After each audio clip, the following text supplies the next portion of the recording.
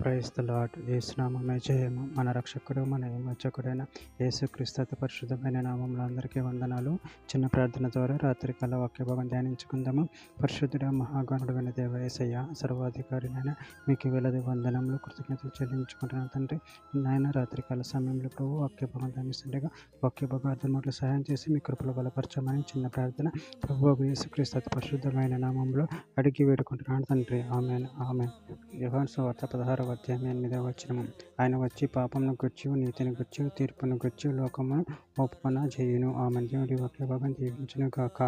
ప్రభునందు ప్రియులారా, ఇక్కడ వాక్య భాగంలో గమనించినట్లయితే ఆయన వచ్చి పాపమును గురించి నీతిని గురించి తీర్పును గురించి లోకమును ఒప్పుకొన చేయును. అదేవిధంగా వాక్య భాగంలో గమనించినట్లయితే కొరింథీయులకు రాసిన మొదటి పత్రిక 14వ అధ్యాయం 24వ వచనంలో అయితే అందరూ ప్రవచించుచుండగా అవిశ్వాసి అయినను ఉపదేశం పొందని వాడైనను లోపలికి వచ్చిన ఎడల అందరి బోధవలను తాను పాపినని గ్రహించి అందరిలోనూ విమర్శింపబడును. యూదా రాసిన పత్రిక 1వ అధ్యాయం 15వ వచనం. భక్తిహీనులైన పాపులు తనకు విరోధంగా చెప్పిన కఠినమైన మాటలన్నిటిని గురించి వర్ణను ఒప్పించుటకును ప్రభు తన వేవేల పరిశుద్ధ పరివారంతో వచ్చిన. కీర్తనల గ్రంథం 98వ అధ్యాయం 2వ వచనం. యెహోవా తన రక్షణ వెల్లడి చేసి ఉన్నాడు, అన్ని జనుల ఎదుట తన నీతిని బయలుపరిచి ఉన్నాడు. యెషయా గ్రంథం 2వ అధ్యాయం 4వ వచనం.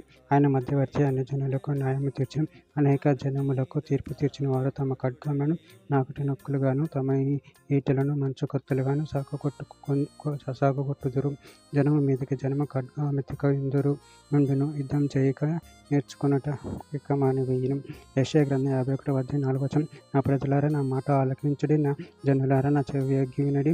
ఉపదేశం నా యుద్ధ నుండి బయలుదేరిన జనములకు వెళ్ళగలుగునట్లు నా విధిని నియమింతును. రోమిలికి రాసిన పత్రిక 8వ అధ్యాయం 15వ వచనం. ఎలయనగా మరలా భయపడుటకు మీరు దాస్యపాత్మను పొందలేదు కానీ దత్తపుత్రాత్మను పొందితిరి. ఆ ఆత్మ కలిగిన వారమే మనము అబ్బా తండ్రి అని మొరపెట్టుచున్నాము. కొరింథీయులకు రాసిన మొదటి పత్రిక 2వ అధ్యాయం 14వ వచనం. ప్రకృతి సంబంధమైన మనుషుడు దేవుని ఆత్మ విషయములను అంగీకరింపడు, అవి అతనికి విపరీతముగా ఉన్నవి. అవి ఆత్మానుభవం చేతనే విమోచింపబడదగును కనుక అతడు వాటిని గ్రహింపచలడు. చివరిగా ఒక మాట. కొరింథీయులకు రాసిన పత్రిక 5వ అధ్యాయం 5వ వచనం. ఎలయనగా మనము విశ్వాసుల కలవారమై నీతి కలుగునను నిరీక్షణ సఫలమగునని ఆత్మ ద్వారా ఎదురు చూచుచున్నాము. ఆమె దేవుడి వాక్య భాగం దీవించిన ఒక చిన్న ప్రార్థన చేసుకుందాము. పరిశుద్ధుడ ప్రేమ కలిగిన దేవ యేసయ్య, మీరు ఇచ్చిన వాక్యదానాన్ని బట్టి ప్రభు కృతజ్ఞతలు చెల్లించుకుంటున్నాను తండ్రి.